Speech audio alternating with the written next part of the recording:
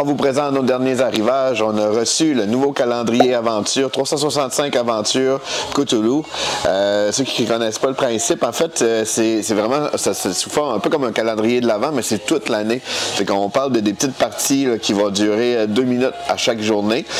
C'est pour un joueur, en fait, c'est vraiment solo, 14 ans et plus, et comme je disais, c'est 365 parties. Donc, nouveau thème, Cthulhu 1926.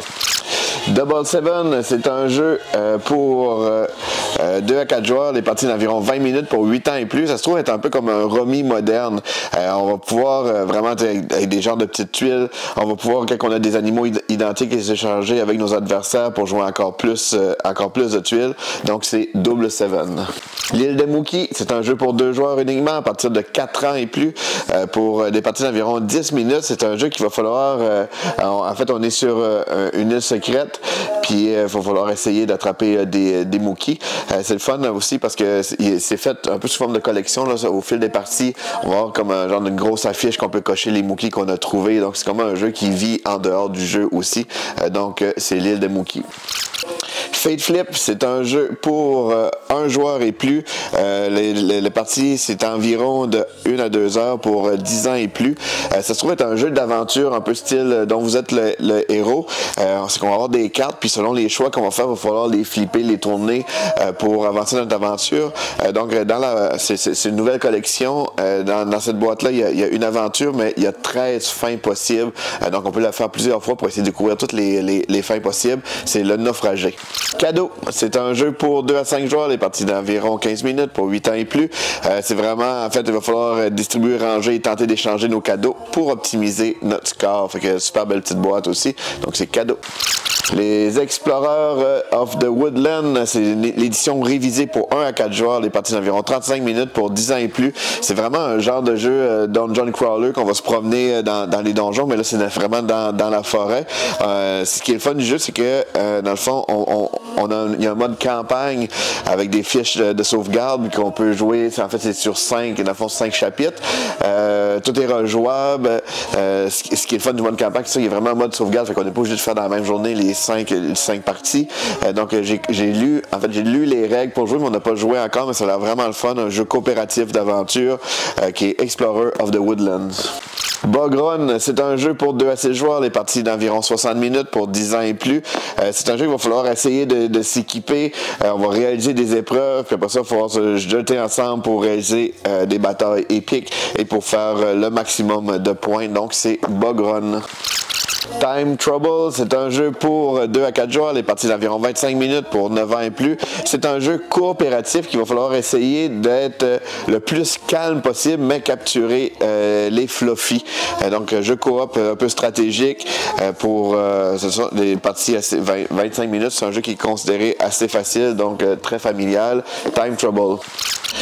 Strange World, Au-delà des nuages, c'est un jeu pour 1 à 4 joueurs, des parties d'environ 15 minutes pour 10 ans et plus. C'est un jeu qui joue soit multijoueur ou en solo. C'est un super beau jeu de placement de cartes qu'il va falloir essayer de choisir les meilleures cartes pour créer notre monde étrange au-dessus des nuages. Mais là, au travers de ça, il y a des genres de monstres qui viennent détruire un peu de choses. Donc, un nouveau jeu qui est Strange World, Au-delà des nuages. Cascadia Junior, version française, c'est un jeu pour 2 à 4 joueurs, les parties d'environ 15 à 30 minutes pour 6 ans et plus. Ceux qui connaissent pas Cascadia, c'est un jeu puzzle qui a été vraiment, vraiment populaire et avec raison, c'est vraiment le fun, un beau casse-tête d'optimisation. Ici, c'est une version allégée, évidemment, pour 6 ans et plus. On retrouve le même principe de pose de tuiles avec les animaux pour réaliser des objectifs, avec des belles illustrations aussi pour le rendre encore plus attrayant pour les plus jeunes. Donc, super beau jeu. J'ai bien hâte de l'essayer pour Cascadia Junior. C'est le retour en stock de Cash and Gun, la seconde édition. C'est un jeu pour 4 à 8 joueurs. Les parties d'environ 30 minutes pour 10 ans et plus. C'est un jeu qui avait été super populaire. Ça fait plusieurs années qu'il était en rupture. Il y avait eu une édition dans l'univers de Harry Potter qui utilisait le même principe. C'est un genre de jeu de bluff, en fait, qu'on va falloir pointer des revolvers à des adversaires pour essayer de gagner différentes cartes, gagner le plus d'argent possible. Un jeu très, très rigolo là, en gros groupe. Là, comme je dis, c'est pour 4 à 8 joueurs. Et plus qu'on est, mieux que c'est réellement. Donc, c'est Cash and Gun. Nouvelle extension pour Forêt Mix Exploration. Ça ajoute un mode solo, ça ajoute des grottes spéciales, puis des nouvelles cartes là, inédites qui sont aussi rares. Donc, ceux qui ne connaissent pas Forêt Mix, c'est un super bon jeu, 1 à 5 joueurs. Elle est partie d'environ 60 minutes, 10 ans et plus. C'est un jeu de tableau building. Dans le fond, c'est qu'on va avoir des arbres, qu'on peut placer différents animaux associés à ces arbres-là, des insectes, puis ça va maximiser des points, un peu un concept d'optimisation. C'est vraiment, vraiment le fun. Donc, c'est Forêt Mix, l'extension Exploration. Kitsu, c'est un jeu de cartes pour 2, 4 ou 6 joueurs pour des parties d'environ 15 minutes pour 10 ans et plus. Donc, c'est vraiment un jeu qui se joue soit 1 contre 1, 2 contre 2 ou 3 contre 3. Puis c'est un jeu de cartes qu'il va falloir jouer chacun une carte à tour de rôle. Puis on va comparer les valeurs selon les clans qui sont en jeu. Puis pour faire avancer notre pièce de sagesse. Donc, ça a l'air vraiment intéressant pour jouer en équipe. Kitsu. Camarade, c'est un jeu qui était très attendu pour 2 à 5 joueurs, les parties d'environ 20 minutes pour 8 ans et plus. C'est un jeu de prise de risque, de lancer de dés. C'est super simple, facile à prendre en main. On a déjà joué plusieurs parties. C'est qu'il va y avoir des cartes sur la table. À notre tour, on lance des dés. On essaie de remplir ces cartes-là. L'affaire, c'est qu'il y a plusieurs lignes à répondre.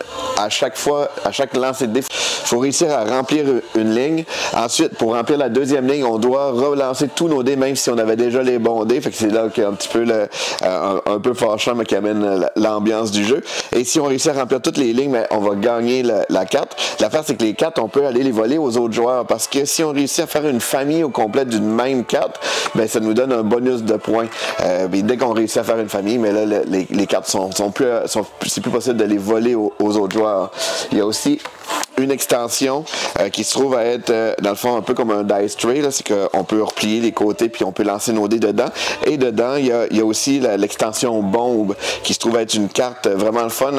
Quand ça va mal un peu dans le jeu, on peut essayer d'amorcer la bombe. Toujours le même principe, c'est qu'on met des dés dessus.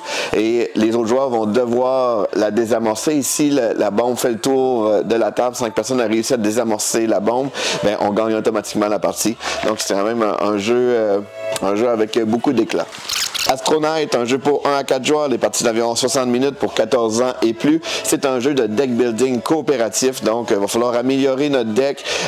Après ça, il va falloir attaquer différents monstres pour défendre l'univers. Donc un jeu coopératif qui a l'air vraiment le fun. Lui aussi, on a commencé à lire les règles, on devrait jouer bientôt. C'est Astronaut et ça fait le tour des nouveautés de cette semaine.